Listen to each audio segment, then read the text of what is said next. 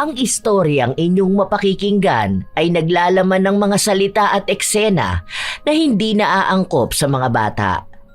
Ang gabay ng mas nakatatanda ay kailangan. Huwag sisiraan. Hindi ito paninira, Nay. Nagsasabi ako ng katotohanan, yon ang hindi nyo makita, na ginagamit lang ng pastora na yan ang pangalan ng Diyos. Dahil sino ba namang hindi matatakot kapag binanggit na ang Diyos, hindi ba? Pero Nay, gamitin nyo naman ang utak ninyo. Hindi ko alam kung bakit biglayang nawala nung nagpunta kayo rito. Naiintindihan ko na baka galit kayo sa tatay ko o may kung sino man ang nanakit sa inyong kaanak, kaibigan o kakilala nyo. Pero hindi naman siguro yung sapat para magpakaalipin tayo sa isang huwad. Ayoko na ng ganitong buhay, Nay. Kahit gusto kong umalis, hindi ko magawa dahil iniisip kita. Kapakanan mo lang ang iniisip ko, anak. Dito, walang mananamantala sa'yo. Walang manlalamang. Dahil lahat tayo nakikita ni Pastora bilang pantay-pantay. Katulad kung paano tayo nakikita ng Diyos. Wala tayong kasalanan kapag narito tayo. Dahil nahuhugasan tayo ng ating pananampalataya. Nay, gumising ka naman! Yung taong sinasabi mong huhugas ng kaluluwa natin, siya mismo nagdadala sa atin sa kapahamakan. Iisa lang ang Diyos. Siya lang ang dapat na sinasamba natin. Ang Diyos ba, namimilit ng tao para lang halikan ang paa niya? Nandudura sa mukha ng mga disipulo niya? Nananakit? Nagmumura, namamahiya, nagsusugal, nagbibisyo? Tao lang si Divina. Hindi siya sugo. Hindi siya Diyos. Isa siyang taong makasalanan. Maraming tao ang nabubulag at madaling mabulag pagdating sa pananampalataya. Minsan, kahit na mali na, hindi nila nagagawang tumaliwas dahil sa takot sa Diyos, habang ang ibang tao naman ay ginagamit ito para sa pansariling interes. Pero sadyang darating ang isang parusang magpapabago sa isang tao at sa kanyang paniniwala. May mga taong tila ba inaakalang sa liwanag sila naglalakbay kahit na ang katotohanan ay hindi sila umaalis sa kadiliman. Ayon sa Mateo, Kabanata 7, Talata 21, hindi ang bawat nagsasabi sa akin ng Panginoon, Panginoon ay papasok sa kaharian ng langit, kundi ang gumagawa ng kalooban ng aking Ama. Napakalinaw! Hindi sapat na tawagin lang natin ang pangalan ng Diyos. Kailangan tayong sumunod sa kalooban niya. At alam naman natin na ang kalooban niya ay ipinahayag niya sa akin. Ako ang kanyang lingkod na isinugo upang kayo ay gabayan. Ang pagsunod ninyo sa akin ay pagsunod ninyo mismo sa Diyos. Ang hindi sumusunod, kahit gaano pa karaming Panginoon, Panginoon ang isigaw nila, ay mananatiling malayo sa kaharian. Pero kayo, oo, kayo ay mapapalad dahil pinili kayo ng Diyos na makarinig ng kanyang tinig sa pamamagitan ko. O sugo ng Diyos, kami sumusunod sa iyo gaya ng pagsunod namin sa Diyos. Alam kong marami ang tumataliwas at tumatawa sa ating pananampalataya. Pero wag ninyo silang papansinin dahil mas tayo ang dapat umunawa sa kanila. Sa halip na kainisan, dapat nating kaawaan ang mga kaluluwa nilang hindi kailanman tatanggapin sa kaharian ng ating Diyos. Ayon sa Mateo 5, Talata 11, mapapalad kayo kapag kayo'y inaalimura at pinag-uusig dahil sa akin. Kaya huwag kayong mangamba kung kayo'y tinutuligsa, dahil ang panlilibak ng tao ay tanda ng ating katuwiran. Sa atin nakapanig ang Diyos, kaya walang sino mang kalaban ang makakatalo sa atin. Wala silang kapangyarihan laban sa ating Diyos, kaya ang lagi kong sinasabi, ako ang sugo. Ang hindi nakikinig sa akin ay hindi nakikinig sa Diyos. O sugo ng Diyos, kami sumasamba sa iyo gaya ng pagsamba namin sa Diyos. Habang ang lahat ng kababaihan ay umiiyak, nakatitig lamang sa kanila ang dalagang si Angelica. Simula nung ipinanganak si Angelica, kasama na niya ang mga kababaihan na ito. Nakatira sila sa isang maliit at payak na komunidad kung saan lahat sila ay mga babae. Hindi niya bilang kung ilan silang nakatira dahil may mga umaalis at may mga nananatili. Ang mga umaalis, yun ang tinuturing nilang itinakwil ng Diyos. At oras na umalis sila ay hindi na sila kailanman makakabalik. Sila madalas ang tumataliwas sa utos ni Divina, ang tinagurian nilang sugo ng Diyos. Nang matapos ang pangaral ng kanilang Diyos-Diyosan, ay unti-unting lumapit ang mga kababaihan upang halikan ang palad ng pastora. Sinasamba ko ang Diyos. Sinasamba kita, aming sugo. Sa pagsamba mo sa akin ay minamahal ka ng Diyos. Kaawaan mong kaluluwa ko, aming sugo. Tanggapin mo ang basbas ko, aking anak. Hindi maintindihan ng dalaga kung bakit baliw na baliw ang mga tao sa huwad na Diyos, kung maaari naman nilang sambahin ang tunay. Pero hindi niya magawang sumalungat dahil deboto ang kanyang ina. Hindi kaya ni Edith na mawalay sa sugo dahil iniisip niya ang pangako ng Diyos na makukuha sila kapag dumating na ito. Sa komunidad nila, wala sa kanila ang nakakahawak ng pera. May paaralan para sa mga bata pero hindi lahat ay itinuturo. Dapat lang ay marunong silang magbasa at magsulat. At madalas ay palaging tungkol lang kay Divina. Ang pagkain nila ay ibinibigay sa kanila. Pantay-pantay silang lahat. Walang mayaman, walang mahirap. Napakapayapa sana pero para kay Angelica, ito'y nakakabahala. Dahil nakatira sila malayo sa syudad na hindi pa abot ng pagbabago. Sa mga panahon din na yun, wala pang teknolohiya. Iisa lang ang nakakagamit sa kanila at ito ang kanilang sugo. Iniiwas din naman sila ni Divina dahil sinasabi sa kanila na ang pakikihalubilo sa iba ay bagay na kasuklam-suklam sa mata ng Diyos. Dahil lahat sila ay takot sa Diyos, kaya takot din sila sa mga salita ng kanilang sugo. Nang makauwi na sa bahay ang mag-ina, agad ding nagbihis si Edith dahil pupunta siya sa bahay ng pastora na pinagsisilbihan niya. Anak, kaya mo naman na rito pupunta na ako sa bahay ng sugo. Maglilinis pa ako doon. Ay, Nay, bakit kaya hindi na lang tayo umalis dito? Maghanap na lang tayo ng magandang trabaho sa ibang bayan. Ano ba yung pinagsasasabi mo? Magdasal ka at nasasakop ng demonyo yung utak mo. Gusto mo pang makisali sa magulo nilang buhay?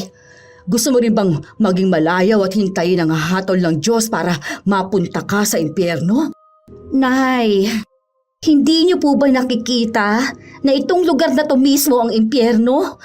Hindi ito langit. Hindi ito ang kaharian na binuo ng Diyos. Babagin! Ay, Diyos ko! Bigyan mo po ng kalinawan ng kaisipan ng anak ko. Sugo, Panginoon naming Divina, kaawaan mo ang aking anak. Nay, hindi Panginoon si Divina. Tao lang din siyang katulad natin. Hindi siya sugo. Anak, utang na loob, magdasal ka palagi. Huwag mong kontrahin ang sugo ng Diyos. Siyang magliligtas sa atin. Mahal na mahal niya tayo. Siyang nagligtas sa akin. Hindi ba sinabi ko na yun sa'yo? Noong ipinagbubuntis kita, iniwan ako ng tatay mo at ang sugo lang ang tumanggap sa akin. Ramdam ng kaluluwa kong pinapasok niya rin ako sa kaharian ng Diyos. Malaki ang utang na loob ko sa kanya. Yun na nga, Nay. Ginamit lang niya yung kahinaan mo noon. Kaso bumigay ka naman. Mas malaking kasalanan naman tong pagsamba sa isang tao. Iisa lang dapat ang Diyos. Alam kong galing lang ang mga salitang yan sa mga kaibigan mong pinalayas dito. Kung ayaw mong hindi na tayo magkita kailanman, huwag kang sasalungat sa utos ng Panginoon. Dalawa tayong aalis dito. Para namang hindi mo kilala ang pastora na yon. Alam mong mas demonyo pa siya sa demonyo kung magsalita at manakit. Kailan ka ba matatauhan, Hanay? Ikaw ang namuhay na sa labas, tapos ikaw pa tong hindi nakikita ang pagkakaiba doon at dito. Hindi pinakinggan ni Edith ang kanyang anak dahil mas nangingibabaw pa rin sa kanya ang pananampalataya sa isang tao. Si Edith lang dapat ang magtutungo sa bahay ni Davina, pero sumama ang kanyang anak upang tulungan siyang maglinis. May mga kanya-kanyang trabaho ang mga tao sa kanilang komunidad pero walang kapalit na pera. Dahil ang sabi sa kanila ni Davina, ang pera ang nagiging dahilan kung bakit nagiging masama ang isang tao. Para maiwas sila na maging masama, huwag silang hahawak ng pera. Hanggat may nakakain sila ay mabubuhay sila. Isa pa, hindi naman sila mamamatay lang ng basta dahil nasa piling sila ng Diyos. Nang makarating ang mag-ina sa bahay ay naroon na ang pastora. Bakit ngayon ka lang dumating, inutil ka? Kanina ka pa dapat nakapaglinis ng bahay ko, di ba? Pasensya na po kayo, Pastora. Napatagal po ang usapan namin ng anak ko. Bilisan mo na maglinis! Ayoko may makikita akong alikabok, ha? Yung banyo, is-isin mo maigi. Ikaw, ikuha mo ako na maiinom. Gusto ko yung malamig, ha? Huwag kang tatanga-tanga dyan. Baka mamaya hindi mo pa alam kung ano ang malamig. Boba! Opo. Ano na? Bakit kukupad-kupad pa kayo? Ha? Tama na po, Pastora. Huwag niyo po akong bugbugin. Tama lang yan bilang parusa. Sa susunod, magtatanda na yan na dapat pag uwi ko ng bahay, malinis na. At ayoko ng tanga, ng mabagal. Bilisan nyo na! Baka kung ano pang gawin ko sa punyetang matanda na yan! Patawarin ninyo ako. Hindi na po ba uulit? Patawad. Humahalik ang ina ni Angelica sa paa ng pastora habang paulit-ulit siyang humihingi ng tawad. Bagay na hindi kayang tiisin ng dalaga. Pero base sa kanyang mga kaibigan na pinalayas, hindi siya pwedeng basta lang kokontra at lalaban kay Davina kung gusto niya pang makasama ang ina. Dahil kapag nagalit ang pastora, tiyak na palalayasin siya nito. Walang ibang maniniwala sa kanya dahil bulag ang lahat sa paniniwalang maililigtas sila kapag sinamba nila si Davina. Sobrang sama ng loob ng dalaga.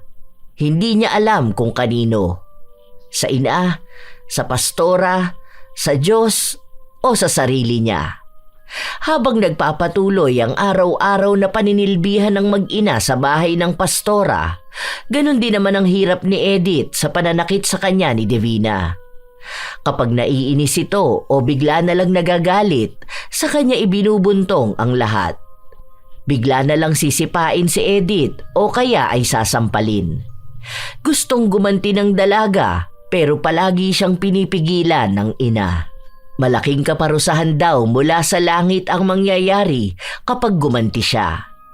Hanggang sa isang araw, inutusan ni Davina ang dalaga na magtrabaho sa labas para kolektahin ang mga gulay. Hapon na siya nang makabalik sa bahay ng pastora at nagulat siya nang makita ang ina na kumakain. Nay, ano yan? Huwag niyo nang kainin yan. Para namang wala tayong pagkain sa bahay. Hindi ka ba nandidiri dyan? Tingnan mo nga parang ganito yung pinapakain sa baboy. Anak, pagkain pa rin yan. Ang pagkain ay kaloob ng Diyos, kaya hindi dapat sinasayang. Kaloob ng Diyos, pero hindi ibig sabihin na kainin mo yung hindi na dapat kinakain. Nay, ano ba naman kayo? Para namang hindi ninyo ginagamit ang isip nyo. Lahat kayo mga baliw na sa pastora na yan. Hindi ka man lang ba naaawa sa sarili mo? Tingnan mo nga, ang dami mong pasa sa katawan mo.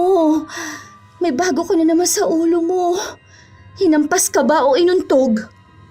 Kasalanan ko naman, anak. Maliit na parusa lamang ito sa pagkakamali ko.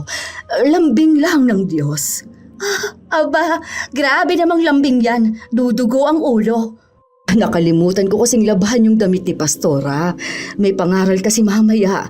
Gagamitin niya yun. Kaya yun, nung nagalit ko siya, hinampas niya sa akin yung tabla. Tabla? Ang sakit nun, Nay. Tapos malamang ikaw pang lumuhod sa kanya at humingi ng tawad, ano? Humalik ka na naman sa paa na pinapanipa niya sa'yo. Ganun talaga dapat, anak. Bilang pinapakita ko na totoong humihingi ako ng kapatawaran, dapat malaman mo yun. Dahil kapag pinatawad ang kasalanan natin, hindi tayo mapupunta sa impyerno. Dahil mabubuting tao na walang kasalanan lang ang tinatanggap ng Diyos. Napailing na lang ang dalaga dahil hindi na niya alam kung paano gigisingin ng ina mula sa pagkabulag niya sa pananampalataya na mas makasalanan pa kaysa sa iniisip niya. Habang tumatagal, palala ng palala ang tinitiis ng dalaga. Hindi na niya kayang makita ang ina na sinasaktan pero wala naman siyang ibang magawa. Sa oras na kalabanin niya si Divina, malamang ay pagtutulungan siya ng mga nananampalataya rito. Isang araw pa, kitang-kita ni Angelica kung paano duraan ng pastora ang ina sa mukha. Inutil ka! Wala kang silbi! Patawarin po ninyo ako. Hindi ko naman sinasadyang matapon ang iniinom ninyo. Leche! Boba ka kasing animal ka! Walang laman yung utak mo! Ang tanda-tanda mo na, hindi ka pa marunong makaintindi! Tandaan mo to ha, dahil dyan sa ginagawa mong katangahan, palalayasin ka ng Diyos sa tahanan niya! Tanga! Bobo! Wala kang kwentang tao! Alam mo kung ano na lang ang silbi mo rito sa mundo? Maging alipin dahil yun lang ang bagay sa'yo! Hahalik pa sana sa paa ng pastora si Edith matapos siyang sipain ito. Sa mukha pa ito tumama kaya dumugo ang kanyang nguso. Hindi lang yon ang ginawa ni Divina. Hindi pa siya nasiyahan dahil itinayo niya si Edith gamit lang ang buhok nito. Hinila niya ang iilang hibla ng matanda. Dinuro-duro niya at dinuraan sa mukha. Matapos nun ay mangilang beses niyang minura. Si Angelica na nasa gilid lang, gusto na niyang kunin ng isang kahoy at ihampas sa pastora. Gusto niyang gawin din kay Divina ang ginagawa nito sa kanyang ina. Ang dagdag pa sa galit ng dalaga ay kung paano pa magmakaawa ang ina na patawarin siya dahil ayaw niyang malayo sa Diyos. Hindi na alam ni Angelica kung maging siya ay maniniwala kung may Diyos pa nga ba. Dahil kung may Diyos, bakit niya hinahayaan na maghirap ang mga tao sa nagpapanggap na tagasunod niya? Nang gabing yun, nagpunta sila ng bahay-sambahan kung saan doon ay magpapakalat na naman ng mabuting salita ang pastora. Walang balak sumama si Angelica pero pinipilit siya ng ina. Gusto ko nang umuwi. Mamaya na anak, hindi ka pa nagagandahan sa mga sinasabi ni pastora? Nagagandahan sa anong salita? Sa mga pakunwari niyang makadiyos? Pero kapag tayo lang ang kaharap niya, ano ba siya? Isang demonyo? Huwag kang magsasalita ng masama sa kanya. Baka marinig ng Diyos ay parusahan ka pa. Bakit ako ang parurusahan ng Diyos? Hindi ba dapat yung mga taong halang ng kaluluwa? Dahil sila yung makasalanan? Kagabi, dinalaw ako ng ating Panginoon sa aking panaginip. Dinala niya ako sa isang nakakatakot na lugar. May sigawan, may iyakan, walang hanggan na paghingi ng tulong. Nagtungo kami sa impyerno. Ipinakita niya sa akin ang kalunos-lunos na sinapit ng mga tao roon. Napakarami nila. At sa isang banda, ipinakita niya sa akin ang lugar kung saan masaya ang mga tao na yun. Puro inuman, puro kalayawan, puro bisyo. At ang isa sa sinabi sa akin ng Panginoon, maraming tao ang nagmimistulang masaya sa panlabas nilang kaanyuan, ngunit nasusunog na ang kaluluwa sa mga kasalanan. Isa sa pinakita niya ay ang may masasamang ugali, mga sinungaling, mga taong mapanamantala. Labis Sana akong naririnig niyang nasaktan sarili sa niya. dinanas nila. Para yan sa kanya. Pero sa isang banda ay naging masaya ako dahil wala akong nakita ni isa sa inyo na naroon. Ang ibig sabihin, kayo ay mabubuti ang gawa sa lupa, kaya ang Diyos ay nagagalak para paanyayahan kayo sa langit. Napakabuti ng Ayon sa pastora. Mateo Kabanata 7, talata 11.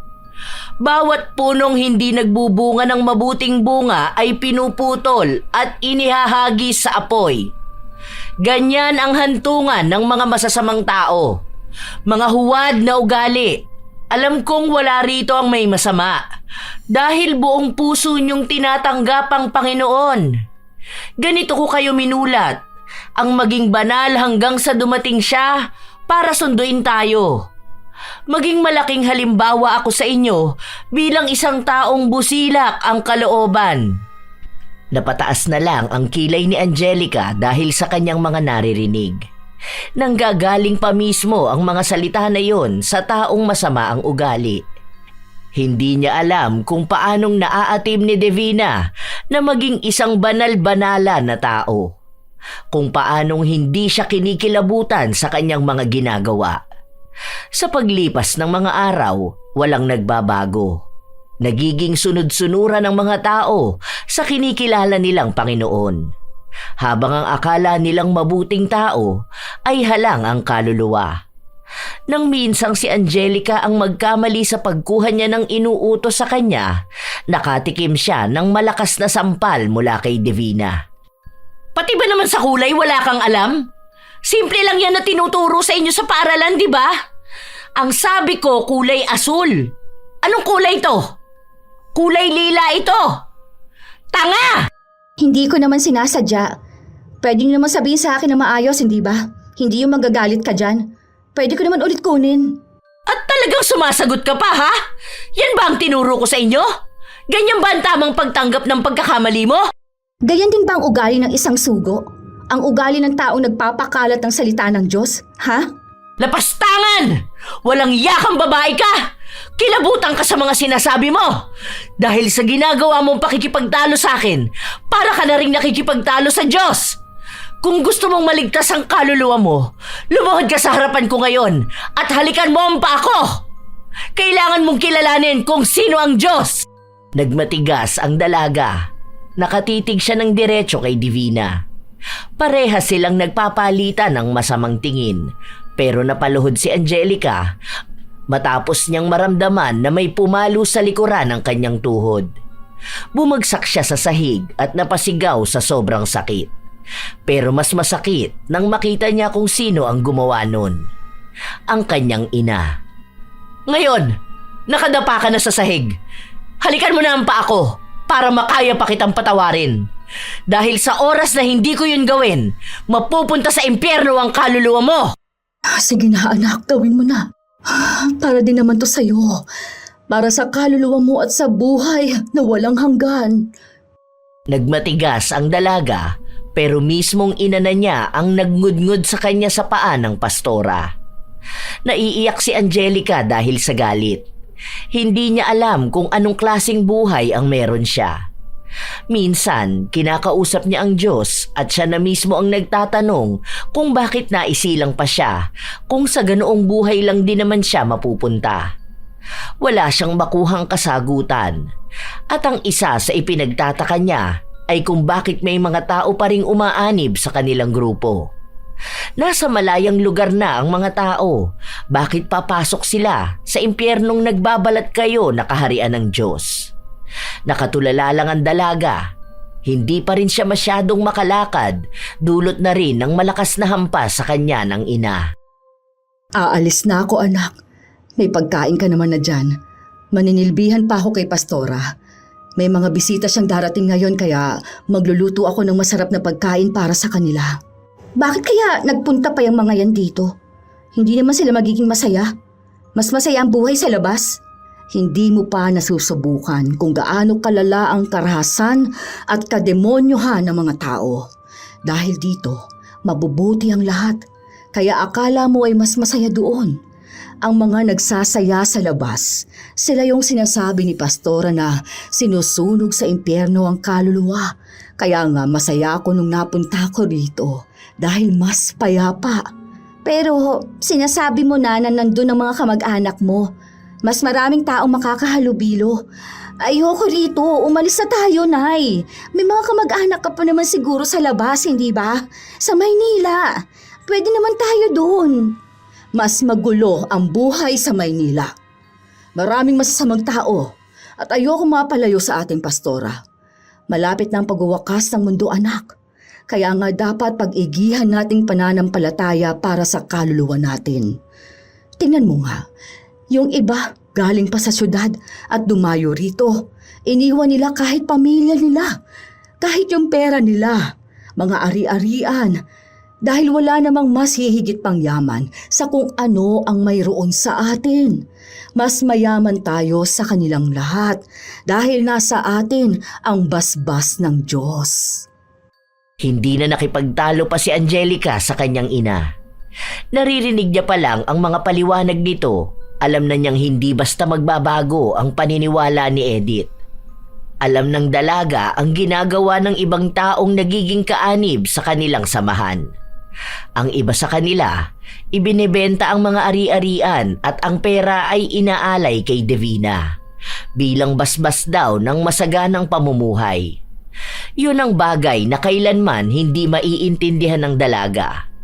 Pero kahit naman anong gawin niya, wala rin namang makikinig sa kanya. Isusumpa lang siya ng mga tao kapag tumaliwas siya sa kanilang paniniwala. Nang gabing yun, umuwi si Edith na may paso sa kanyang braso. Namumula pa yun at halatang bago pa lang. Nay, anong nangyari sa'yo? Bakit na naman yan? Nagkamali kasi ako kanina. Tapos naghalit ko si Pastora, kaya inihagis niya sa akin yung mainit na sabaw. Pero huwag ka mag-alala dahil napatawad naman na niya ako. Napatawad? Ikaw pa talaga ang humingi ng tawad sa hayop na yon? Sa demonyo na yon? Huwag mong pagsasalitaan ng ganyan si Pastora. Huwag mo siyang sisiraan. Huwag ano? Huwag sisiraan? Hindi ito paninira, Nay. Nagsasabi ako ng katotohanan. Yon ang hindi niyo makita. Na ginagamit lang ng pastora na yan ang pangalan ng Diyos.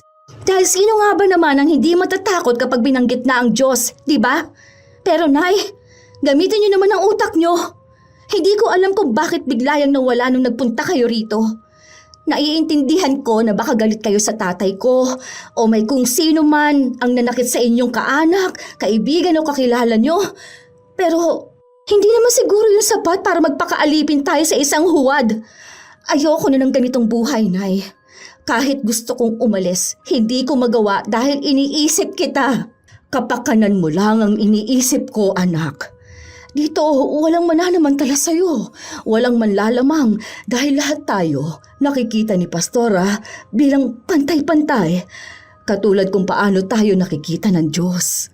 Wala tayong kasalanan kapag narito tayo. Dahil nahuhugasan tayo ng ating pananampalataya. Nay, gumising ka naman! Yung taong sinasabi mong uhugas ng kaluluwa natin, siya mismo ang nagdadala sa atin sa kapahamakan. Iisa lang ang Diyos. Siya lang ang dapat na sinasamba natin. Ang Diyos ba, namimilit ng tao para lang halikan ang paa niya? Nandudura sa mukha ng mga disipulo niya? Nananakit, nagbumura, namamahiya, nagsusugal, nagbibisyo? Tao lang si Divina. Hindi siya sugo. Hindi siya Diyos. Isa siyang taong makasalanan. Isa nga siyang tao, pero nasa loob niya ang banal na espiritu. Tingin mo ba'y marami ang aanib sa atin kung hindi yun totoo? Basta, tanggapin mo sa sarili mo ang Diyos. Matatanggap mong nasa tamang kamay tayo, anak. Naiyak na lang ang dalaga. Ang dami niyang gustong sabihin pero hindi niya magawa. Sa katunayan, malaya naman siyang umalis pero hindi niya yun gagawin nang hindi kasama ang ina. Paano niya iiwan si Edith kung nakikita niya kung paano ito saktan ng pastorang pinagsisilbihan?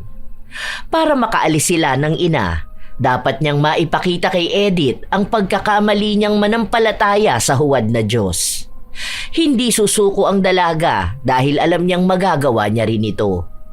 Balang araw, titira sila malayo sa impyernong ito habang nakikihalubilo sila sa iba't ibang tao.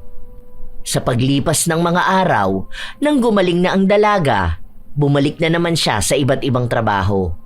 Ang mga kasamahan nilang lumabas para magpalaganap ng salita ng Diyos ay bumalik na kasama ang ilan pang kababaihan na isinuko na rin ang buhay nila sa huwad na pastora. May mga bata, matatanda, dalaga at meron pang bitbit ang kanyang sanggol. Ngayon pa lang, kaaawaan ko ng kaluluwa niyo. Hindi kayo lumayo sa impyerno dahil kayo mismo ang lumapit. Nakipag-usap ang dalaga sa mga bagong dating. Tinanong niya kung ano ang buhay na meron sila. Ang matanda, nagsabi na mag-isa lang siyang nakatira sa bahay nila dahil malayo ang kanyang mga anak. Ibinenta niya raw ang bahay para maging alay kay Pastora. Dahil matanda na siya, nais niyang mas mapalapit sa Diyos at ang pagsapi lang sa kanila ang tanging paraan. Ang babae namang may kasamang anak, abusado raw ang kanyang asawa at para makalayo ay mas pinili niyang mamuhay na lang ng tahimik kasama ang Diyos. Noong narinig niya raw kasi ang magandang balita tungkol sa pangkat ng mga kababaihan ay naengganyo siyang sumama. Marahil daw ay Diyos na ang tumawag sa kanya. Maraming nalaman ng dalaga, lalo na sa mga teknolohiyang umuusbong. Nakita ko yung ganun kay Pastora. Yung may pinipindot na numero tapos may nakakausap siya, di ba? Sumagot ang babae na tama siya. Pero piling tao lang daw ang may kakayahan magkaroon nun dahil napakamahal. Para daw itong telegrama pero mas madali ang magiging komunikasyon. Naging interesado ang dalaga sa iba pang impormasyon pero hindi niya masyadong maintindihan ang sinasabi nila. Dahil simula nang ipinanganak siya, hindi siya nakakalayo sa kanilang tinitirhan. Nakakalabas siya pero hindi siya sumasama pumunta sa ibang bayan. Dahil sa pag-usbong ng kagustuhan niyang malaman ang tunay na mundo, nakiusap siya sa pastora na sumama sa mga kababaihang nagpapakalat ng mabuting balita ng Diyos. Kahit na isang beses lang. Paano ko malalaman na tunay kang nananampalataya? Ang mga disipulo ko, ramdam kong tunay ang pagmamahal nila sa Diyos. Matagal na ako rito. Hindi pa ba yun sapat? Dito na ako ipinanganak. Kung alam mo ang patakaran ko, bakit hindi mo pagawin? Napalunok ang dalaga. Puno ng galit ang kanyang mga mata, pero kailangan niyang gawin ang bagay na kinasusuklaman niya para lang makuha ang loob ni Divina. Marahan siyang lumuhod sa harapan ng pastora at hinalikan niya ang magkabilang paa nito. Nagdasal din siya na para bang si Divina ang sinasamba niya. Nangingilabot siya sa kanyang ginawa at inisip na napakamakasalanan niyang tao para magkaroon ng ibang Diyos. Nakasama ang dalaga lumabas. Meron silang isang sasakyan kung saan naroon silang 7 kababaihan. Malayo ang nilakbay nila dahil ang tinitirhan nila ay nasa Tagong Bukirin. Nang nasa kabilang bayan na ang dalaga, doon niya nakitang magulo nga. Pero doon niya rin naramdaman ang tunay na buhay. May mga kalalakihan. Dahil walang lalaki sa pangkat nila, bibihira lang talaga siyang makakita nito. Maliban na lang sa mga bisita ni Divina. Ang daming gamit, ang ingay, ang daming usapan na hindi niya maunawaan. Habang naglalakad siya, nakita niya ang isang matandang lalaki na nakikinig sa isang radyo.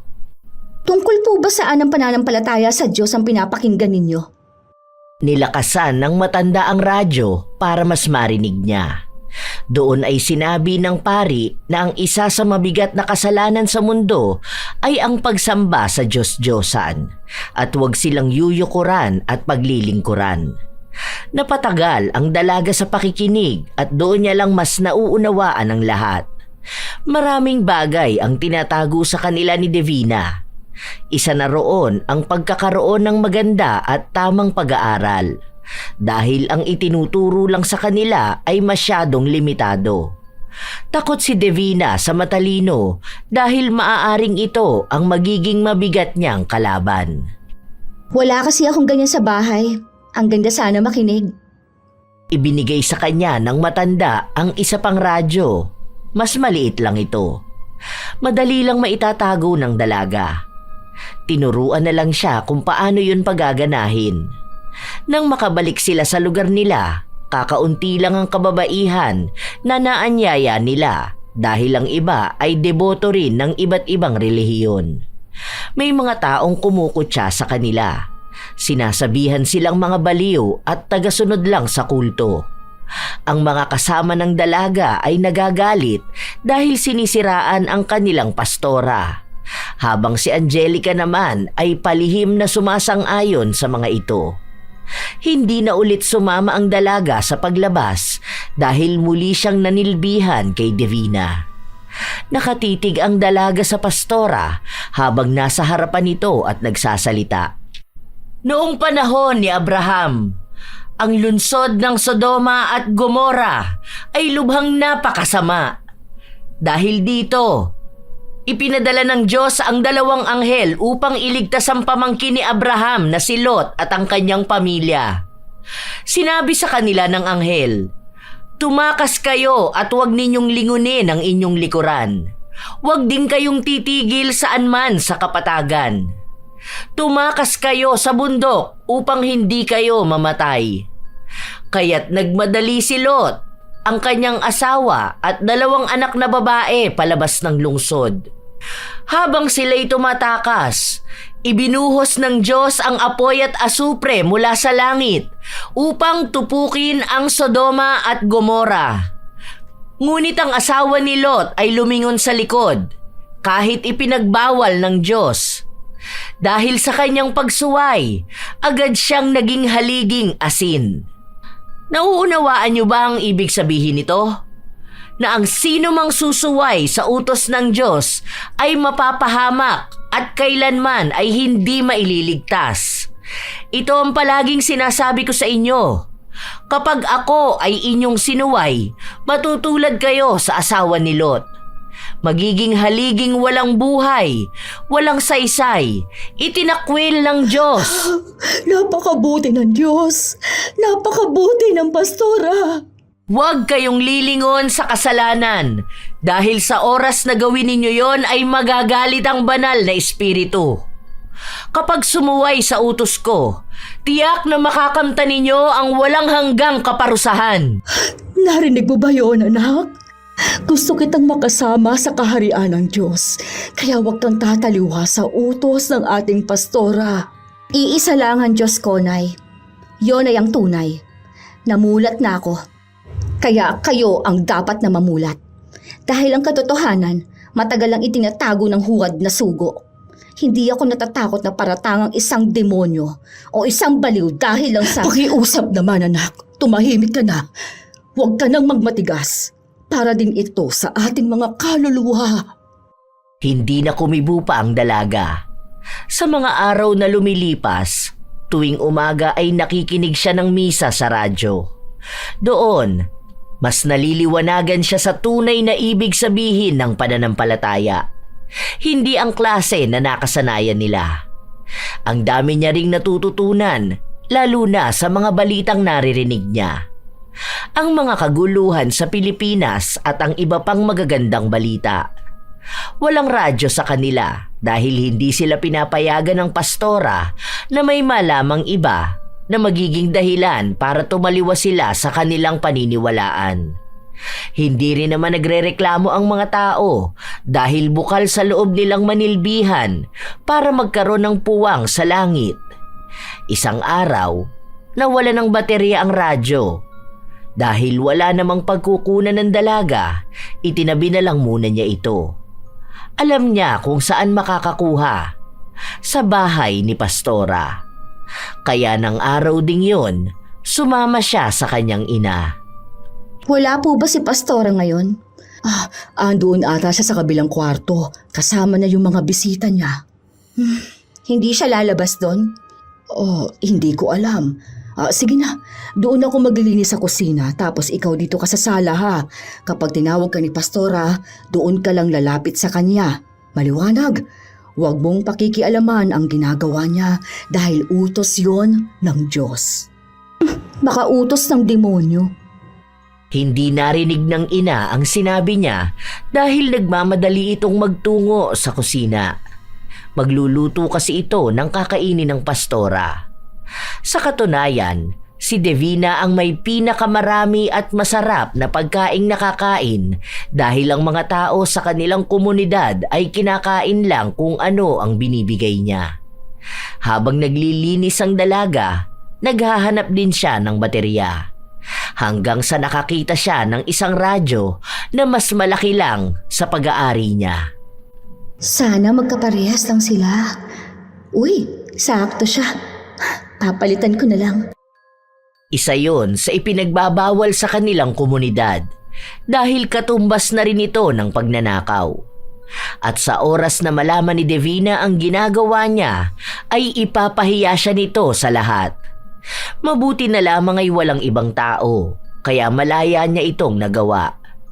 Ilang sandali pa, nakarinig siya ng tila ba may halinghingan sa loob ng isang kwarto kung saan naroon ang pastora. Sa pagtataka ng dalaga, lumapit siya upang pakinggan. Bakit may lalaki sa loob? Hindi lang ata isa. Utos ba yun ng Diyos sa kanya? Baka sasabihin na naman ito na may lalaking anghel na pinadala ang langit para sa kanya. May katagalan bago natapos ang halinghingan at nag-aabang lang ang dalaga na lumabas sila sa loob ng kwarto. Ilang sandali pa, nakita niya nga si Pastora na lumabas kasama ang dalawang kalalakihan. Halata ang panghihina ni Pastora, kaya nagpakuha siya ng tubig na maiinom. Ito na po. Paluto na po ang pagkain. Hinihintay na lang daw pong kumulo para makakain na rin po kayo. Para kayong nagugutom dahil nanghihina kayo eh. Nanghihina talaga ako dahil malakas ang banal na espiritu. Mabuti po kinaya niyong lakas ng mga espiritu. Tunay nga pong sinugo kayo ng Diyos. Nangaasar ka ba? Po? Hindi po. Ang ibig kong sabihin, malakas kayo sa pananampalataya. Wala naman po akong ibang ibig sabihin dun. Namamanghalan po talaga ako kasi tunay kayong pinagpala dahil dinadalaw kayo ng Espiritu Santo. Kayo lang pong nakakagawa nun. Hindi na kumibo pa si Divina. Sa pagbabalik ng dalaga sa bahay ng pastora, doon niya unti-unting nakikita kung anong klaseng demonyo ang bumabalot sa pagkatao ng huwad na Diyos. Madalas niya itong nakikitang nagsusugal kasama ang mga sinasabi niyang bisita. Minsan, kung sino-sinong lalaki naman.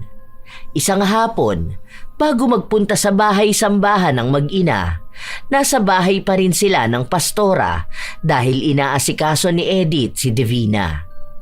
Nasa labas na ang dalaga dahil hinihintay na lang niya ang ina na lumabas. Hanggang sa nakarinig na lang siya ng malakas na kalabog mula sa loob. Dali-daling pumasok ang dalaga dahil nag-aalala siya sa kanyang ina. Naabutan na lang niya si Edith na nagdurugo ang ulo. Nay, ano nangyayari sa'yo? Ang tanga-tanga mo! Inutil ka talagang hayop ka! Ano bang kasalanan sa'yo ng nanay ko, ha? Wala kang karapatang saktan siya ng saktan. Ikaw ang inutil! Ikaw ang tanga, demonyo! Halos mapatay mo na siya, wala ka man lang awa! Walang iya ka? Walang kahit na sinong may karapatan na pagsalitaan ako ng ganyan! Isang demonyo lang ang kayang lumapastangan sa ngalan ko! Sa ginagawa mo, kinakalaban mo rin ng Diyos! Wala kang kwentang tao! Ang kaluluwa mo, sunog na sa impyerno! Parehas kayo ng nanay mo na walang kwenta ang buhay dahil mga inutil naman kayo! Wala kayo silbi sa mundo! Wala akong pakialam kahit na mamatay ang nanay mo! Dahil isa lang naman yung taong hindi mahalaga kahit na kanino! Alipin! Hindi siya alipin! Hindi kami alipin! Oo, tama ka nga na tao kami. Hindi ka tulad mo na demonyo! Kung nasusunog man ang kaluluwa ko sa impyerno, sinisigurado kong matagal nang nakalublob sa apoy ang iyo. Huwag mo akong paandaran ng mga salita ng Diyos na ginagamit mo naman sa mga kahayupan mo. Anak, tama na yan. Tama na. Huwag ka magalit dahil baka parusahan ka ng Diyos, anak. Nay! Kung may dapat parusahan dito, itong babae na to. Itong pastorang halang ang kaluluwa. Hindi tayong dapat na natatakot sa kanya, Kundi siya ang dapat na matakot sa atin. Tinatanggal niyang karapatan nating lahat. Huwag kang magmakaawa sa kapatawaran niya dahil kahit ata ang Diyos, hindi siya kikilalaning anak. Pastora, patawarin mo ko. Patawarin mo kami ng anak ko. Huwag mo hayaang mapunta ang kaluluwa namin sa impyerno. Pangako, aayusin kong trabaho ko. Maawa ka. Kaawaan mo kami. Ayokong maghirap kami ng anak ko sa parusa ng langit. Dapat mong kausapin yung anak mo dahil isa siyang walang iya at lapastangan. Ginagalit niya ang Diyos, kaya baka hindi na kayo mailigtas at baka mawalan kayo ng puwang sa langit. Nay, sa ginagawa niyong yan, kayo mismo nagbibigay ng kaparusahan sa kaluluwa niyo. Lumuluhod kayo sa huwad na Diyos. At yun ang ayaw ng tunay na Diyos. Anak, humingi ka na ng tawad kay Pastora. Pakiusap. May oras pa para magbago, anak ko. Huwag kang magpapasakop sa demonyo. Pati sa kanyang ina ay nagagalit na si Divina. Hindi niya maatim na sa dami ng paghihirap na pinagdaanan niya sa kamay ng pastora ay sinasamba niya pa rin ito. Na para bang pati ang pananakit sa kanya ay isang parte ng debosyon sa Diyos. Punong-puno na ang dalaga. Hindi na niya kayang pigilan ang kanyang hinanakit. Kaya kahit napalayasin pa siya sa lugar nila, magsasalita na siya ng laban sa pastora. Nanghihina na si Edith dahil sa kanyang sugat sa ulo. Dinala ng dalaga ang ina sa maliit na pagamutan. Nilinis lang ang sugat sa ulo at tinapalan. Maliban doon ay wala nang ginawa. Anak, tara na. Baka hindi natin maabutan ng pagbibigay aral sa atin ng ating pastora. Seryoso ka ba talaga, Nay? Halos patayin ka na niya, ha? Maawa ka naman sa sarili mo. Tingnan mo nga, oh. Ang payat mo na. Tapos puro papasa ang katawan mo. Hindi ka na nawalan ng sugat. Nay, sumama ka na sa akin. Umalis na tayo rito. Kung aalis tayo, tingin mo saan tayo pupunta? Sa mga kamag-anak mo. O kaya magkaroon tayo ng panibagong buhay. Kakayanin naman natin yun. Hindi ganon kadali ang sinasabi mo. Maraming masasamang tao sa mundo. Kahit nasaan tayo may masamang tao. Dito na lang sa lugar na to may isang napakasamang tao. Pero sinasamba mo pa rin. Nay, hindi ka man lang mamulat. Utang na loob naman. Ako na ang nagmamakaawa sa inyo. Huwag mo namang hintayin na sa kamay pa ng hayop na yun matapos ang buhay mo. At mukhang kahit naghihingalo ka na, magagawa mo pa rin magmakaawa sa kanya. Walang ibang taong makakapagligtas ng kaluluwa mo, kundi ang sarili mo lang, Nay. Sa Diyos ka manampalataya. Dahil sa ginagawa mong yan, hindi Diyos ang pinaglilingkuran mo, kundi isang demonyo. Sige na, samahan mo na akong magpunta sa bahay-sambahan natin, no? Sige na, anak. Kahit naman ayaw ng dalaga, wala naman siyang magagawa dahil kusang naglalakad ang kanyang ina. Naabutan nila na nangangaral si Divina sa mga tao niya ng tungkol sa kabutihan at pagpapahalaga sa bawat isa, na para bang hindi niya nagawang manakit ng tao. Huwag sana nating sayangin ang buhay na ibinigay sa atin ng Diyos dahil isa itong klase ng biyaya na walang katulad. Sabi sa aklat ng Deuteronomio, huwag sana nating sayangin ang buhay na ibinigay sa atin ng ating Diyos dahil isa itong klase ng biyaya na walang katulad. Sabi sa aklat ng Deuteronomio, inilagay sa atin ang buhay at kamatayan, ang pagpapala at ang sumpa. Kaya piliin ninyo ang buhay. At ano ang buhay na yon? Ang pakikipisan dito sa ating samahan, ang pagtanggap sa gabay na ibinibigay ko sa inyo. Huwag kayong lilihis sapagkat ang paglayo ay pagyakap sa kamatayan. Ang tunay na pagpapahalaga sa buhay ay ang pagsunod, ang pagbigay ninyo ng inyong lakas, ng inyong oras at ng inyong buong sarili sa gawaing ito. Nag-iiba talaga siya ng anyo kapag kaharap ang ibang tao. Akala mo napakabanal niya kung magsalita. Pero kanina lang pinagmumura niya kami. Grabe! Kung tunay ninyong mahal ang inyong buhay at ang inyong pamilya, hindi ninyo hahayaang sila'y magtampisaw sa kasalanan ng pag-aalinlangan. Kaya't bantayan ninyo ang isa't isa. Palakasin ninyo ang isa't isa. At higit sa lahat, sundin ninyo ang tinig ng Espiritu na ipinapahayag sa pamamagitan ko. Nakakakilabot ang pag-iyak ng mga tao habang pinupuri nila ang mga salitang binitawan ni Divina. Isa-isa na naman silang lumapit sa kanilang pastora habang si Angelica ay nananatili lang na nakatayo sa likuran. Hindi siya hahalik sa kamay ng isang huwad. Sa ginawa niyang yun, tanda na siya ay tumataliwas na sa paniniwala ng samahan. Isa na siyang kalaban. Hinihintay na lang niyang palayasin sila ng pastora pero hindi ito ginawa ni Divina. Sa halip ay hinayaan silang manatili, lalo na siya.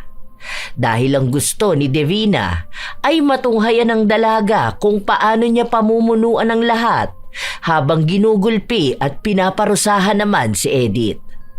Isang araw, habang nasa labas si Angelica, nakita niya ang pastora na may kinakausap na isang dalagita. Nasa 15 anyos pa lang yun, base sa hugis ng katawan at sa itsura nito. Mapalad ka, dahil ikaw ang tinatawag ng Espiritu Santo, dahil isa kang birhen. Nagkaroon na ng kutob ang dalaga sa pananalita pa lamang ni Divina. Dahil malamang may masama itong ibig sabihin. Nang umalis na ang pastora, lumapit siya sa dalagita pero narinig niya ang sinabi ng isa pang babae na kaedad nito. Kapag dapat nang pumasok sa katawan niya ang banal na espiritu, magiging ligtas na raw siya. Dahil sila raw ay ilang beses na ring tinawag ng banal na espiritu. Anong sinasabi niyo? Paanong banal na espiritu? Ikinuwento ng dalagita ang nangyari. Doon niya nalaman na pinapagamit ni Divina ang katawan ng mga bata para sa mga kalalakihang nagpupunta sa kanilang bahay. Hindi man kumpirmado, alam ng dalaga na may malaki itong kapalit na pera at si Divina ang nakikinabang nun. Mas lalong nanggagalaiti sa galit si Angelica. Alam niyang wala ng pag-asa pa si Divina. Sagad na ang kasamaan niya. Pati ang mga walang muwang na kabataan, ginagamit niya para sa kanyang kababuyan. Agad na nagtungo si Angelica sa bahay ng pastora at doon ay naabutan niya itong nagsusugal at may hawak pang sigarilyo. Ay, tangina naman oh. Hindi mo inaayos ang balasa. Mauubos agad ang pera ko niyan eh. Hindi pa darating yung bayad sa akin dahil sa susunod na linggo pa naman kukuha ng babae si Fernando. Papipiliin ko siya kung sinong gusto niya. Lahat naman yun birhen. Pasugod na sana ang dalaga sa kanila, pero pinigilan siya ng kanyang ina. Hinila siya nito palayo. Ano na namang ginagawa mo, anak? Huwag mo namang ipahiya ang ating pastora sa harapan ng mga bisita ng Diyos. Bisita ng Diyos? Ganon magpadala ng bisita ang Diyos? O baka ang Panginoon niyang dyablo? Nay, kitang-kita mo na, bulag-bulagan ka pa. Nagsusugal siya. Diba, nung bata pa ako, ang sabi mo sa akin na yung tatay ko sobrang makasalanang tao dahil sugarol siya? Dahil nagbibisyo siya? Pero anong ginagawa niyang sugo na sinasabi mo? Gawain ng tatay ko ang gawain niya. Kung masama ang tatay ko, ibig sabihin lang, masama rin ang pastora ninyo. Magkaiba yon, anak. Si pastora ay may utos mula sa Diyos. Parang ginagawa niya lang yan bilang gantimpala sa paglilingkod niya. Alam mo rin ba yung ginagawa niya sa mga kababaihan? Para yun sa kaluluwa ng bawat isa, anak ko. Katulad ni Maria na napili ng banal na espiritu. Nay, tama na nga pagtanggol niyo sa kanya at pag-isip ng mga dahilan para lang maisawalang bahala yung kademonyohan niya. Nay, kaya ka nasasabihang tanga at bobo eh. Dahil ganyan ka. Iba si Maria sa mga kababaihan dito. Iba ang banal na espiritu sa mga kalalakihang nagbabayad para mang demonyo. Kilabutan kayo. Ayoko na. Hindi ko na ito matitiis. Aalis na ako rito. Kung hindi ka sasama, walang problema. Piliin mong sikmurain at paglingkuran ng huwad na Diyos. Kung ikaw, kaya mong mabulag sa pangako ng buhay na walang hanggan sa piling ng Diyos, pues ako hindi. Husto na! Hindi na to tama! Pero sa pagbalik ko, sinisigurado kong masisira atong samahan na to. Matitigil ang kademonyohan ng sinasamba ninyong Diyos-Diyosan! Noong una, talagang desidido na ang dalaga na umalis. Dahil nais na niyang makalaya sa samahan na sinisira lang sila. Pero nang umuwi ang kanyang ina galing sa bahay ng pastora, inaapoy ito ng lagnat. Halos manginig na ang laman. Dahil sa pag-aalala ng dalaga, itinakbo niya ang ina sa pagamutan. Dahil wala naman silang ibang kagamitan, tanging gamot lang ang ibinigay kay Edith. Bukas maaga pa ako kay Pastora. Sana gumaling na ako. Sana pagalingin ako ng himala ng ating sugo. Puro ka pastora, Nay. Talagang gusto mong mamatay sa piling niya, no? Oo naman. Kung mamamatay naman akong naglilingkod sa Panginoon, mas matutuwa pa ang langit sa akin. Kung sa tunay na Panginoon sana. Baka muhian ka pa ng langit dahil sa kasalanan na ginawa mo rito Sa kasalanan ng pagsunod mo sa isang tao na ginagamit lang din ng Diyos. Ay, huwag na tayo magtalo. Wala rin naman tong patutunguhan Sige nanay, magpahinga ka na. Magluluto na ako ng makakain mo. Hindi ako aalis bukas hanggat hindi ka pa gumagaling. Kapag maayos ka na, aalis na tayo rito. Kahit na nanginginig na si Edith, patuloy pa rin siyang nagdarasal. Hindi sa Diyos kundi sa pastora. Humihingi siya ng tawad sa mga kasalanang nagawa niya. Walang tulog ang dalaga sa kakaasikaso sa ina dahil mas naging mainit pa ang katawan nito. Ginagamot niya rin kasi ang sugat nito. Awang-awa si Angelica sa ina kung sana lamang ay may mas maayos na pasilidad para sa mga may sakit. Pero wala nun sa lugar nila. Dahil sinasabi nila na ang Diyos naman ang kasama nila, kaya ang Diyos din ang magpapagaling sa kanila. Kung ang lumpong araw ay napalakad ng Diyos, kaya niya ring magpagaling ng sino mang may sakit. Basta nananampalataya lamang, lalong-lalo na sa pastora. Habang nakikinig ng radyo ang dalaga, napunta siya sa isang diskusyonan tungkol sa mga mangkukulam at mambabarang o iba pang gawa ng itim na kapangyarihan. Naririnig na ito ng dalaga, lalo na noong bata pa siya. Minsan kasi bago siya matulog, kinukwento ng kanyang ina ang iba't ibang nakakatakot na nangyayari at sasabayan nun ang pagpasok ng kabutihan ni Pastora. Para daw maipakita ang pagkakaiba ng liwanag at ng kadiliman. Para sa araw na yon, doon lang naging interesado ang dalaga. Gusto niyang subukan. Ilang sandali pa habang nakikinig siya, biglang may kumatok sa bahay nila. Hindi pwede si nanay, may sakit siya. Hindi nga niya magawang bumangon ngayon. Sige, sabihin mo, ako na lang ang maninilbihan sa banal niyong pastora. Aasikasuhin ko lang muna ang nanay ko. Nang mapainom na ng gamot ng dalaga ang kanyang ina, nagtungo na siya sa bahay ng kanilang pastora. Pagpasok pa lang niya ng pinto, hinilan na siya nito sa buhok. Bakit ang tagal mo? Bitiwan niyo muna ako! Nagugutom na ako! May sakit ang nanay ko, kaya inasikaso ko muna siya. Ginagaba na ang nanay mo dahil may demonyo siyang anak! Bilisan mo! Nagugutom na ako! Gusto sanang gantihan ng dalaga ang pastora, pero may iba pa siyang planong gawin.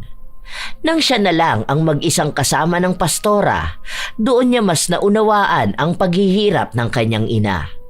Kung ano-ano na lang ang pinapagawa sa kanya ng pastora. Pati paghuhugas nito kapag dumudumi siya ay ginagawa rin ng dalaga. Ang sabi ni Divina, yun din ang utos ng Diyos na kailangan nilang sundin. Dahil sagrado ang kanyang katawan, dapat itong pangalagaan. Pero sa isip ng dalaga, kalokohan lang ang lahat. Naniniwala ang dalaga sa Diyos, pero kailanman hindi siya nag-utos ng iba't ibang klase ng panlalamang sa kapwa. Nakakuha ng magagamit sa pagpapabarang si Angelica matapos niyang gupitan ng kuko sa paa ang pastora. Ang iisipin na lang niya ay kung paano siya makakalabas at paano niya maibibigay sa mambabarang ang mga kuko. Sa mga araw na lumipas, hindi pa rin gumagaling si Edith. Hindi siya makatayo sa kanyang higaan. Ano bang nangyayari sa'yo, Nay? Wala naman yatang epekto itong mga gamot na iniinom mo eh. Dapat siguro ilabas na kita rito. Hindi anak. Dahil magiging mas makasalanan tayo kapag umalis tayo rito. Sino nang magliligtas ng kaluluwa natin? Hindi tayo pwedeng malayo kay Pastora. Mas natatakot ka pang mawala kay Pastora kesa mawala sa akin, ano? Mas mahal mo pang babae na yon kesa sarili mong anak. Mahal kita, anak. Pero ayon sa Biblia, dapat mas mahal ang Diyos. Buti sana kung Diyos nga ang mahal ninyo. Kaso tao rin naman yun, Nay. Mas makasalanan pa sa lahat. Nasa kanya ng lahat ng klase ng kasalanan, Nay. Hindi lang sapat ang kamatayan bilang kaparusahan sa kanya. Dapat may mas higit pa. Yung unti-unti siyang pahihirapan sa mga kademonyohan niya. At ako ang magbibigay nun sa kanya. Kakalabanin niya ang kadiliman na sinasamba niya. Nakakuha ng pagkakataon ng dalaga na makasama ulit sa mga kababaihan na lumalabas para maghanap ng ibang babae na pwede nilang maging kasapi sa pananampalataya. Karamihan sa nakukuha nila ay mga kababaihan na akala ay wala na silang puwang sa mundo. Ang iba naman ay yung mga makadiyos din, ngunit pakiramdam nila ay naliligaw sila kapag walang mamumuno sa kanila. Habang abala ang mga kasamahan ng dalaga na magpakalap ng magandang balita sa iba't ibang bahagi ng bayan, si Angelica naman ay naghahanap ng taong makakatulong sa kanya. Nagtatanong siya kung may kakilala ba ang iba na mambabarang. Ang ibang pinagtatanungan niya ay tinatawanan lang siya. Yung iba naman ay tinuturo siya kung saan-saan. Hanggang sa nakilala niya ang isang babae na tutulong sa kanya. Ibinigay niya ang kuko ni Divina at doon niya ikinuwento ang lahat ng kanyang hinanakit. Sa katunayan ay pwede naman na siyang manatili sa bayan na yon at hindi na bumalik sa samahan. Pero hindi maatim ng dalaga na iwan na lamang ng ganoon ang ina.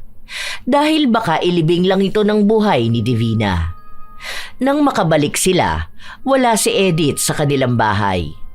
Iisa lang naman ang alam ng dalaga na pupuntahan ng ina at tama nga siya. Kahit na nanghihina ito, naglilinis pa rin siya at naninilbihan sa pastora. Magpapatiwakal ka ba, Nay? Alam niyong mahina ka pa pero nandito ka na naman. Ano yan? May paso na naman kayo sa braso niyo? Nay, kung hindi ka naaawa sa katawan mo, siguro kahit sa kaluluwa mo na lang. May magandang balita ang pastora, anak. Malapit na nating makasama ang Diyos. Bababa na siya para sa atin. Uupo ang pastora malapit sa trono ng Diyos. Sumuko na talaga ang dalaga sa kanyang ina. Iisa na lang ang inaasahan niya, ang pagpaparusa sa pastora. Dahil ayaw na rin naman ni Edith na magpapigil sa paninilbihan kay Divina, doon na lang din nanatili ang dalaga para mabawasan ang trabaho ng ina. Minsan pa, bigla-bigla na lang nagagalit ang pastora at si Edith ang pinagbubuhusan niya nito. Ganoon ang ugali niya kapag natatalo siya sa sugal. Kung sana lang ay maipapakita ng dalaga ang ganitong gawain ni Divina sa mundo, pero wala naman siyang kakayahan. Dahil noong panahon na yon ay wala namang kagamitan para kumuha ng kahit na anong kilos o gawa ng isang tao. Tanging patunay lang niya ay ang alaalang bibit-bitin niya ng panghabang buhay.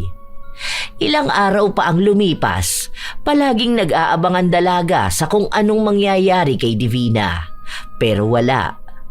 Hanggang sa isang araw, habang nasa loob sila ng kanilang bahay-sambahan, Ang palagi kong sinasabi sa inyo, isuko ninyo sa Panginoon ang lahat ng inyong pasan. Huwag ninyong itago ang mga suliranin, sapagkat kapag kayo ay lubos na nagpakumbaba, ang Diyos ang magbibigay ng kapayapaan sa inyong mga puso. Sinabi nga sa banal na kasulatan, ilagak ninyo sa Kanya ang lahat ng inyong kabalisaan, sapagkat kayo'y ipinagmamalasakit Niya. Kaya ang mga taong hindi sumusuko sa Diyos, sila ang tunay na nagbibigay ng kaguluhan. Katulad na lamang ng isa sa inyong kapatid sa pananampalataya. Dapat ay isuko niya ang kanyang sarili, lalo pat nagpapaanib na siya sa dyablo. Sumusuway sa akin. Sumusuway sa... Napaatras si Divina matapos niyang makaramdam ng kakaiba sa kanyang sikmura.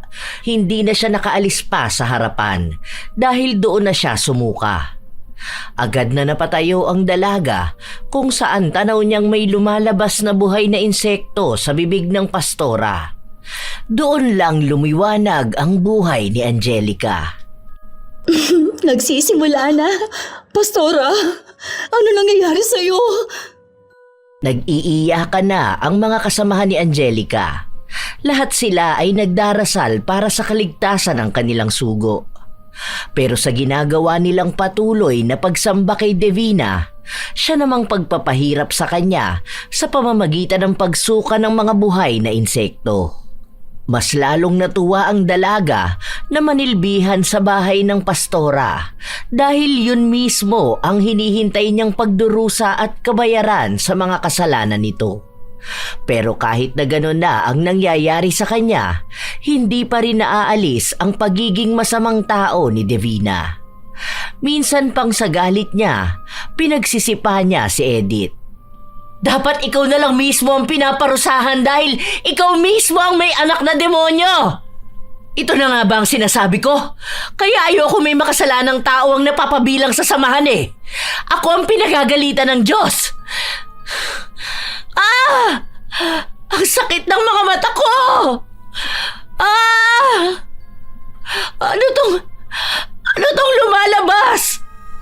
Itinayo ni Angelica ang ina na nakaluhod sa harapan ng pastora habang si Divina naman ay marahan na hinuhugot ang lumalabas na bulati mula sa kanyang mga mata. Kasunod naman nun ay ang lumalabas sa kanyang tenga. Takot na takot ang pastora. Ano, kita mo na? Sa kagagamit mo ng salita ng Diyos, ikaw na ngayon ang pinaparusahan. Boba! Ikaw ang may kasalanan nito! Dahil isa kang demonyo! Sana hindi na lang kita pinagtagal dito kung ganito lang ang magiging kapalit ng kabutihan ko sa inyo! Butihan? May kabutihan kang ginawa? Sigurado ka ba? Dahil wala akong nakikita. Ang alam ko lang puro galit, puro sakit. Yan na mismo ang singil sa'yo ng kadiliman. Baka kinakain na namang insekto na yan ang kaluluwa mo dahil isa kang makasalanang tao. Hindi ka banal, Divina. Dahil walang banal na tao. Kung totoong sugo ka ng Diyos, bakit hindi mo hilingin na bumaba ang banal na espiritu para pagalingin ka? Ha? Kilabutan ka sa mga sinasabi mo. Pinagbabayaran ko ang kasalanan mo. Kasalanan mo, hindi sa akin. Tama lang yan. Ang sarap palang makitang nagdurusa ng malala ang isang katulad mo. Sana ganyan ka na lang ng panghabang buhay para hindi ka na makapanloloko ng mga taong gusto lang naman mapalapit sa Diyos. Malahalantad din sa lahat ang kasalanan mo. Malalaman din nila ang pagiging huwad mo. Si Angelica ang sinisisi ng pastora at maging ng kanyang ina. Sinasabi sa kanya ni Edith na kung sana ay nakinig lang siya na may parusa ang langit sa sino mang tatalikod sa Diyos, hindi sana parurusahan ang sugo. Kahit na anong paliwanag ng dalaga, hindi siya pinapakinggan ng ina. Hanggang sa pati ang mga kasamahan nila, kay Angelica na nagagalit. Halos gusto na siyang sunugin, pero hindi nagpapatinag ang dalaga. May ipinaglalaban siya na alam niyang balang araw ay ipagpapasalamat din ng mga kababaihan. Para sa kanilang sarili, sa mga kabataan at lalo na para sa kaluluwa nilang nakakulong sa maling paniniwala. Ilang araw pa ang nakalipas.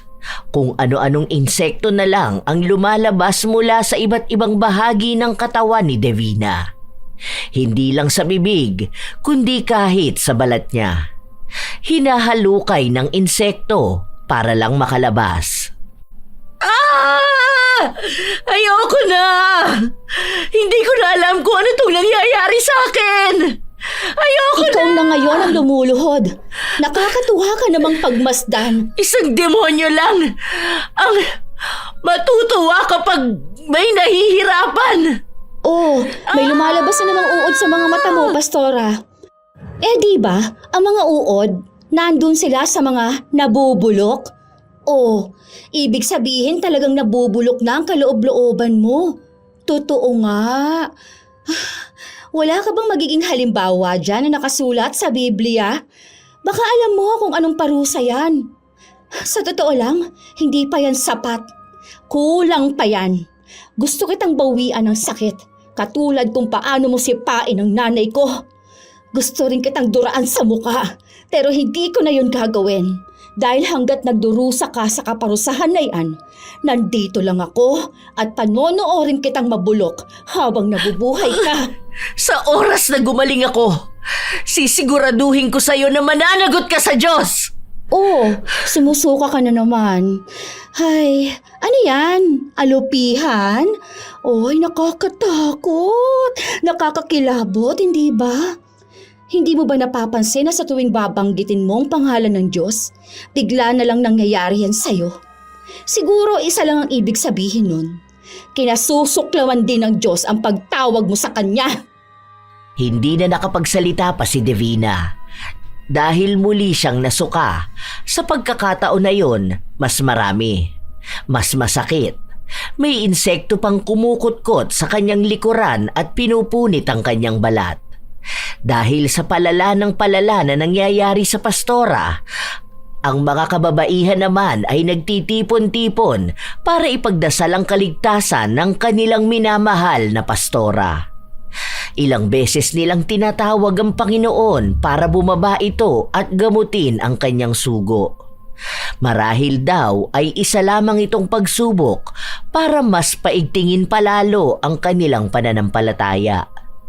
Maging ang ina ni Angelica, halos siya pa ang nangungunang ipagdasal ang kalagayan ng huwad na sugo. Panginoon, patawarin mo sino mang nagkasala sa aming pangkat. Pagalingin mo na ang sugo dahil siya lang ang tanging nabibigay ng gabay sa amin. Tama na tong kalokohan niyo! Anak, huwag mo sirain ang inihanda naming alay para sa Diyos. Kailangan gumaling ang sugo dahil kung hindi siya gagaling, lahat tayo parurusahan ng Diyos. Takot na takot kayo sa magiging parusa ng Diyos, pero kayo mismo ang gumagawa ng dahilan para parusahan kayo. Nababaliw na kayong lahat. Hindi Diyos si Davina. Isa siyang taong makasalanan. Hindi siya ang dapat ninyong sinasamba. Ikaw, Nay, hindi ka ba natatauhan sa pambubugbog niya sa'yo, ha? Yang sakit na nararamdaman mo, hindi pa ba yan sapat na ebidensya? Hindi Diyos ang bumulong sa kanya para manakit, kundi isang demonyo. Hindi siya uutusan ng Diyos para ibenta sa kalalakihan ng mga kabataan. Kailanman hindi mag-uutos ang Diyos na makipagtalik siya sa dalawang lalaki. Huwag kayong maging bulag. Sa ginagawa niyong yan, hindi kayo sa Diyos sumasamba. Kundi nagiging panatiko kayo ng isang taong ginagamit lang ang pangalan ng Diyos para manakot at makapanlamang. Tigilan niyo na ang pagiging tanga! Umapila ang ilang mga kababaihan. Inaasahan na yon ng dalaga dahil kalaban ng lahat ang katotohanan. Wala akong pakialam kahit nasabihan ninyo akong makasalanan. Anak ng Diablo! Dahil lahat tayo pare-pareho lang. Kayo, sumasamba sa mismong demonyo. Iniiyakan, hinahalikan, niluluhuran ng demonyo. Kung totoong mahal kayo ng pastora ninyo, hindi niya ipagkakait sa inyo ang mundo. Ang Diyos ang gumawa ng mundo, ang gumawa ng tao. Lahat ng natatanaw ng mga mata ninyo at maging ang hindi, lahat yon gawa ng Diyos. Pero ipinagkait niya ba yon sa mga tao? Ha? Hindi naman, di ba? Pero ang Diyos-Diyosan nyo, ipinagkakait yon sa ating lahat. Hindi siyang nagpapakain sa atin dahil pinaghihirapan natin ang kinakain natin. Hindi siya ang bumubuhay sa atin, kundi tayo ang bumubuhay sa Kanya. Kung wala tayo, wala ang pastora ninyo. Pero kung wala ang Diyos, wala tayo. Kaya ganyan kayo mag-isip dahil nilason niya ang utak ninyo. Dinadala niya kayo sa magandang salita ng Diyos dahil lahat ng taong makakarinig ng pangalan niya, malamang matatakot. Sino ba namang hindi gugustuhin mapunta sa langit? Hindi ba? Pero itong ginagawa niyo, ito mismo ang magdadala sa inyo sa impyerno. Ni hindi niyo malang napansin na hindi tinuturuan ng maayos sa mga bata. Ni wala tayong alam, di ba? Dahil ayaw tayo maging matalino ng pastora ninyo. Gusto niyang manatili tayo mga mangmang. Dahil kapag nagkaroon tayo ng kaalaman, makikita natin kung ano ang mali. Kaming mga tumataliwas sa paniniwala ninyo, hindi kami ang kalaban. Dahil ang kalaban ninyo ay ang mga sarili ninyo mismo, ang paniniwala nyo. Kahit na ang dami ng sinabi ng dalaga, wala pa rin siyang napala. Gusto siyang saktan ng mga kababaihan at kung ano-anong ipinaparatang sa kanya. Sinabihan pa siyang ipinadala ng demonyo para guluhin ang mga tao. Para daw makakolekta ng mga kaluluwa na dadalhin sa impyerno. Wala nang pag-asa ang mga taong dilat ng mga matang nagbubulag-bulagan sa katotohanan. Sana, balang araw, mapalaya ninyong inyong mga kaluluwa. Dahil itong ginagawa nyo, ito mismo ang magiging dahilan para magdusa kayo. Sambahin niyo ang tao para kamuhian kayo ng Diyos. Hindi na naghintay pa ng tugon ang dalaga. Agad na rin siyang umalis sa lupon ng mga kababaihan na nagdarasal para sa kaligtasan ng kanilang pastora.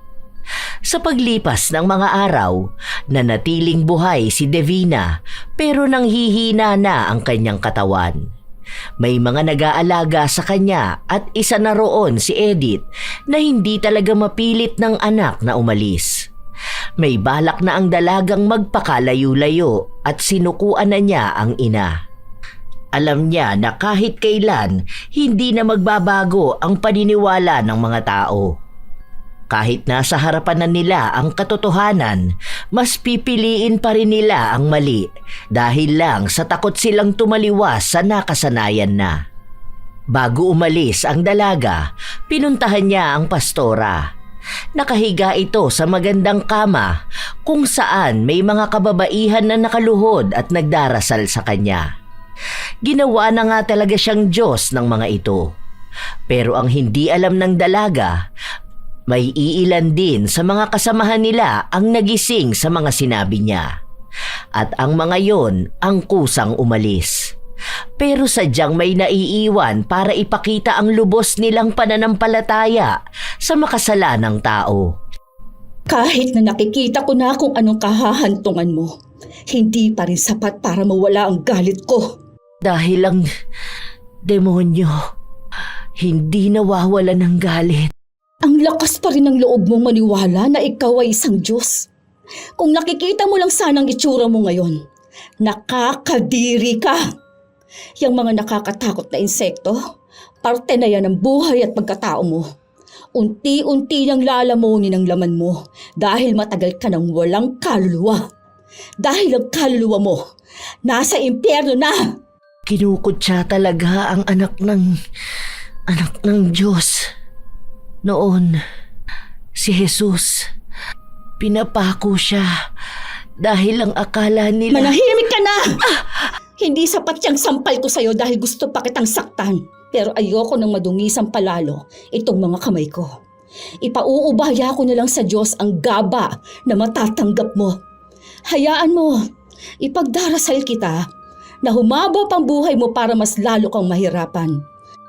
Kahit sumigaw ka sa sakit, Walang awa na ibababa ang langit dahil ang isang huwad na Diyos kailanman hindi kikilalanin ng kabanalan.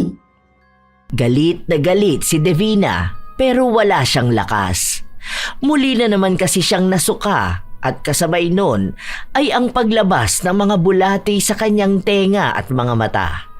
Sumisigaw ng awa ang pastora pero wala siyang narinig na tugon mula sa langit. Dahil desidido na ang dalaga na umalis, muli niyang kinausap ang kanyang ina. Nay, hindi ka talaga sasama sa akin. Pwede pa tayo magsimula ng bagong buhay. Hindi pa naman huli ang lahat. Dito lang ako sa piling ng sugo dahil gusto kong kasama siya kapag dumating na ang Diyos. Mag-iingat ka na lang sa magulong mundo na gusto mong lakbayin. Naluluha ang dalaga sa desisyon ng ina. Hindi niya pa rin napilit ang ina kahit na magmakaawa na siya. Nilamon na ng pagiging masugid niyang tagasunod sa huwad na sugo. Kaya kahit na mabigat sa kalooban ng dalaga, umalis siyang mag-isa. Mahirap ang naging buhay para kay Angelica, pero mas masaya naman yon dahil mas nararamdaman niya ang ibig sabihin ng buhay. Namasukan siya kung saan-saan. May mga taong mababait, meron namang mga hindi. Iba-ibang tao ang nakakahalubilo niya at nakakasama. Pero yon ang mga pagsubok na nagpapatatag sa kanya, maging sa kanyang pananampalataya sa tunay na Diyos. Nagsumikap si Angelica hanggang sa lumipas na ang mga taon, nagkaroon siya ng asawa at mga anak. May natatawag na siyang sarili niyang pamilya. Wala na rin siyang naging balita sa kanyang ina o sa samahan o kung buhay pa nga ba si Divina at kung paano nito pinagdurusahan ng malala ang barang na ipinataw sa kanya. Ang pamilyang binuo ni Angelica ay naging makadiyos din. Sabay-sabay silang nagpupunta sa simbahan pero tinuturuan niya ang kanyang mga anak kung sino ang tunay nilang sinasamba. Hindi ang sino man, dapat ay ang Diyos lamang. Lumipas ang mahabang panahon hanggang sa umabot na si Angelica ng 65 taong gulang sa kasalukuyang taon.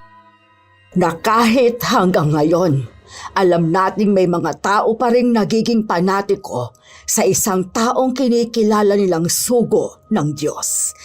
Totoo, may mga tunay na sugo na pinili upang ipahayag ang mabuting balita. Pero hindi na maikakaila na may mga taong masasama na ginagamit ang pangalan ng Diyos upang manakot at maghari-harian. Lahat tayo kilala ang Diyos, bagamat iba-iba ang ating paniniwala tungkol sa Kanya. Ano man ang ating relihiyon, iisa lamang ang katotohanan. Tayo ay nilikha niya. Kaya't ang dapat nating tatandaan, huwag tayong sasamba sa isang tao lamang na nagpapakilala bilang sugo. Sapagkat ang tunay na sugo ay magdadala sa atin sa Diyos. Hindi aariin ang sarili bilang siya. Ang huwad na sugo ay naglalagay ng sarili sa trono. Ngunit ang tunay ay nagtuturo palapit sa trono ng Diyos. Sinabi yon ni Angelica sa harapan ng mga kabataan. Nais niyang maamulat ang mga ito sa kung sino ba ang tunay nilang pananampalatayaan. Sa katunayan, tama naman si Angelica na hanggang sa panahong kasalukuyan, may mga tao pa ring ipinipilit ang kanilang sarili na tawaging sugo ng Diyos. Ngunit hindi upang akayin ang mga tao sa katuwiran, kundi upang dalhin sila sa pinakamalalim na kadiliman. Ang kanilang mga salita ay matatamis na parang pulot, ngunit ang laman ay lason. Ang layunin nila ay hindi ang kaligtasan ng iba, kundi ang sariling kapangyarihan, kayamanan at kasiyahan. Wala silang pakialam kung may kaluluwang magdurusa Dahil alam nila na sa oras na sambitin lamang nila ang pangalan ng Diyos, marami ang luluhod, susunod at susuko, kahit bulag, kahit walang tanong. At sinabi nga ni Jesus, mag-ingat kayo sa mga bulaang propeta na lumalapit sa inyo na may anyong tupa. Datapwat sa loob ay may lobong maninila. Kaya't anuman ang ginagawa ng mga huwad na sugo, tandaan natin, lahat ng gawain ay may karampatang parusa. Hindi man agad makita sa lupa, tiyak ang magiging hatol ng Diyos. Sapagkat walang lihim na hindi mabubunyag at walang kasamaan na hindi sisingilin sa tamang panahon. Kaya't mag-ingat, huwag sumamba sa tao, huwag padadala sa matatamis na salita. Sa halip, kumapit sa katotohanan ng Diyos sapagkat siya lamang ang tunay na daan, katotohanan at buhay. Iba-iba naman talaga ang ating mga paniniwala, mga apo. Batid ko na may ibang hindi naniniwala sa relihiyon at may iba namang ito ang tanging kinakapitan. Sana, sa bawat pagkakaiba ng paniniwala, magkaroon pa rin ng respeto sa bawat isa.